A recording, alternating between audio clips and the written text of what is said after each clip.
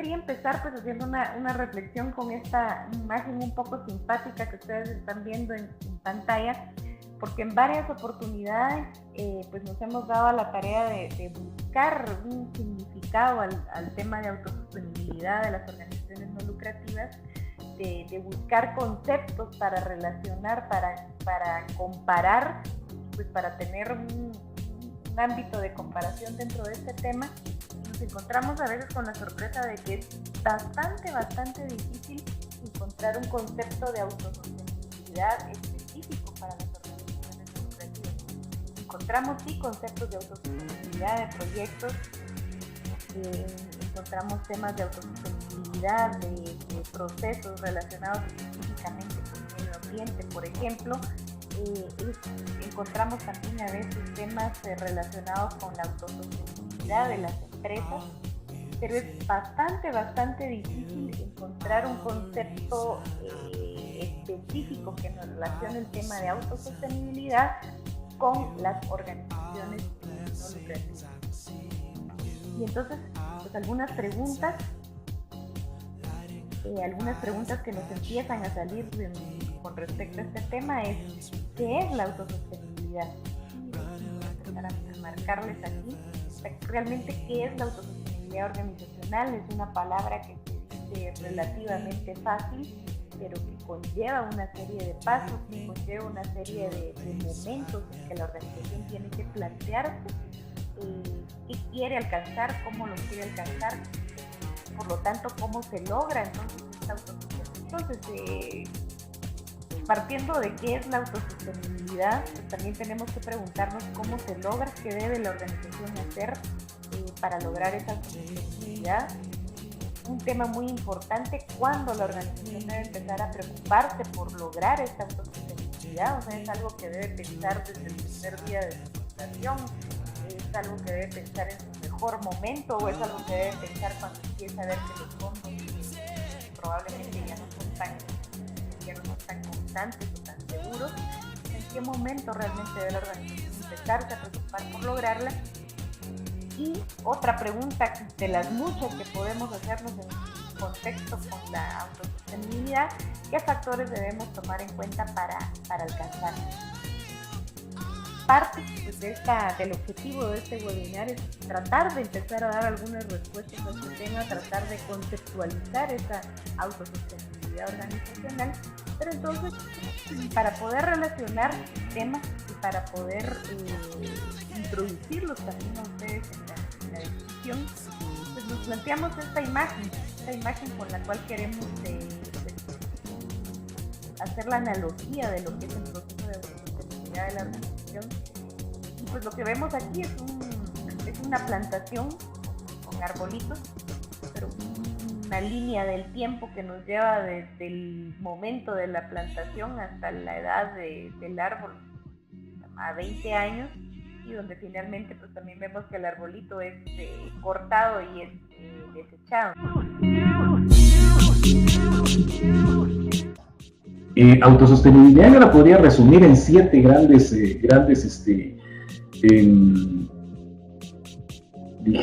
podría pensar en 7 grandes pilares, ¿sí? O sea, podemos tener cualquier cantidad de dinero, pero de pronto no tenemos una buena planificación, pues entonces vamos a perder eso. Podemos tener cualquier cantidad de dinero, pero no tenemos una buena gestión del recurso humano, no tenemos una buena gestión financiera, no tenemos una buena gestión administrativa. Lo peor, podemos pensar en tener cualquier cantidad de dinero, pero no tenemos una buena gestión del conocimiento, y cada vez que se nos presenta una nueva situación dentro de la organización, nos vemos en la necesidad de reinventar el agua azucarada o de reinventar el agua tibia, porque no gestionamos conocimiento, no tenemos un sistema de gestión de la utilización del recurso, y somos, gracias Carlos, perfecto, muy amable. Y, ok, perfecto, María, gracias. Y por último, no tenemos algo que es tan vital realmente en las organizaciones y que muchas veces lo dejamos por un lado, y es una gestión de la comunicación. Pasamos tantas veces invisibilizados creyendo que estamos haciendo un excelente trabajo, que estamos haciendo una excelente acción, que tenemos excelentes proyectos, pero de pronto nos damos cuenta de que nadie nos conoce, porque nunca dijimos lo que estamos desarrollando, nunca dimos a conocer nuestros alcances, nunca dimos a conocer nuestros resultados.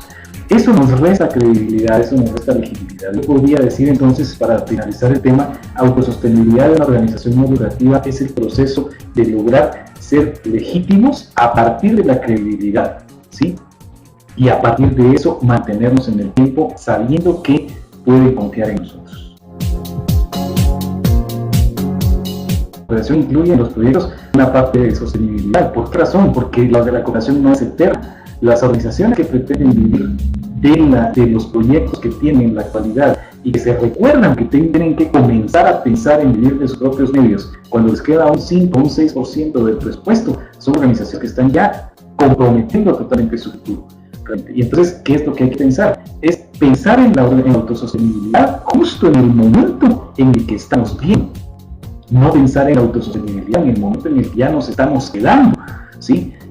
Sin fondos, sin gente, sin proyectos, porque en ese momento también nuestra credibilidad comienza a decaer. Entonces, la autosostenibilidad debe comenzarse a pensar cuando somos creíbles, cuando somos legítimos, cuando se está viendo nuestra obra, cuando estamos con una serie de proyectos. Ahí hay que empezar a visualizar el futuro. Las instituciones, las no lucrativas, estaban exentas en su totalidad de los impuestos. Y mucha gente sigue pensando que las cosas siguen igual. Sin embargo, año con año, por la presión de recursos frescos que tiene el Estado, ha delimitado las exenciones. Total, hoy las entidades no lucrativas están exentas solo cuando reciban donaciones o cuotas. Entonces, ¿qué pasa? Pero si recibe solo donaciones o cuotas, ¿tendrá problema alguno? Sí tiene problemas si no cumple con las obligaciones tributarias.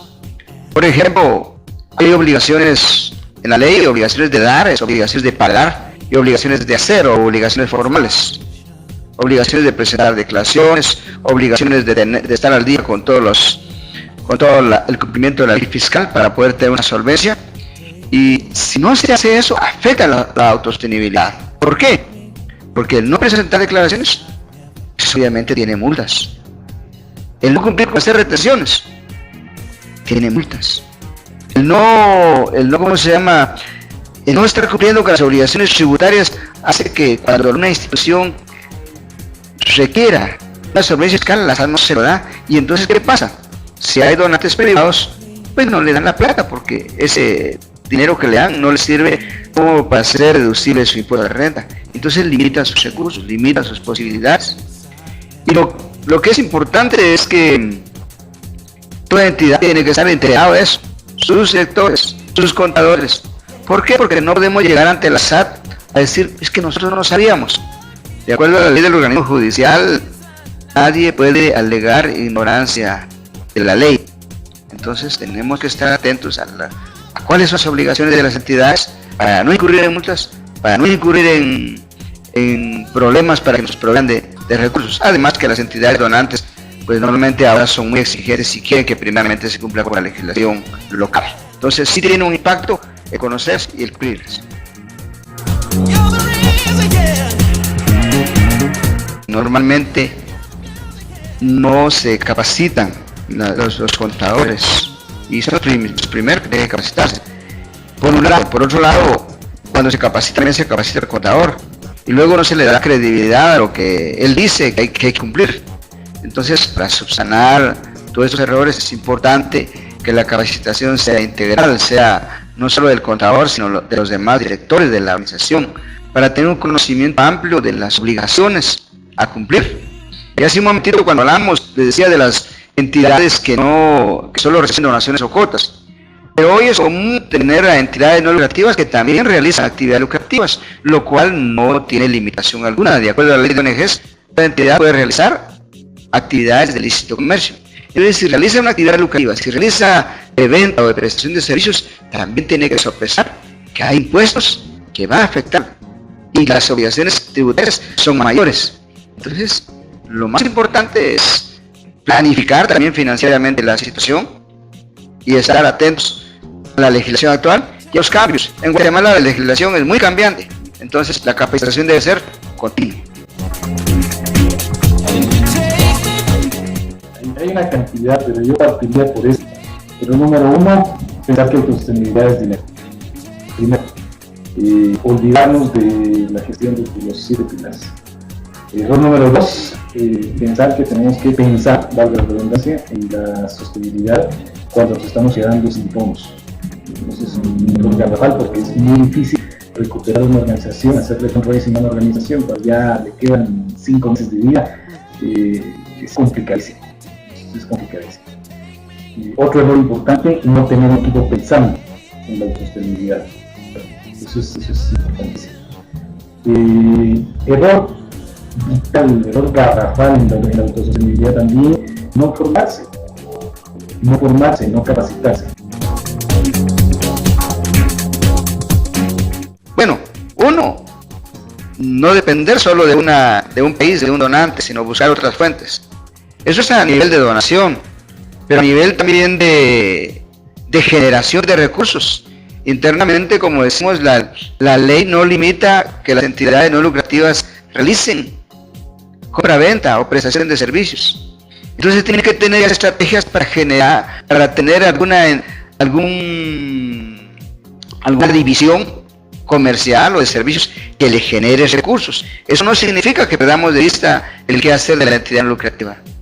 Ya Juan Manuel lo remarcó, no hay limitación en hacer eso, porque había mucha confusión. En algunos que dicen, yo no puedo realizar una actividad lucrativa, ni siquiera puedo emitir una factura porque pierdo la calidad de entidad no lucrativa. Nada de eso. La característica de una entidad no lucrativa es que no distribuye dividendos. De ahí que puedo tener recursos, pero que los va a dedicar para el cumplimiento de sus objetivos, para el fortalecimiento de su patrimonio. Y entonces, eso es lo que pienso que debe implementarse. Un equipo gestor que no se duerma, y luego eso es a lo externo, para donaciones, y luego para gestionar, para recursos internos, pues buscar actividades que generen recursos. Hay muchas estrategias, realmente muchas cosas que se pueden hacer con tiempo, y eso es para mí eso es un vital del tiempo. Lo primero que se tiene que hacer en una organización es definir qué se quiere, ¿sí? Se quiere una campaña de capital, se quiere una campaña patrimonial, se quiere simplemente gestionar fondos para un proyecto, se quiere gestionar fondos para un programa.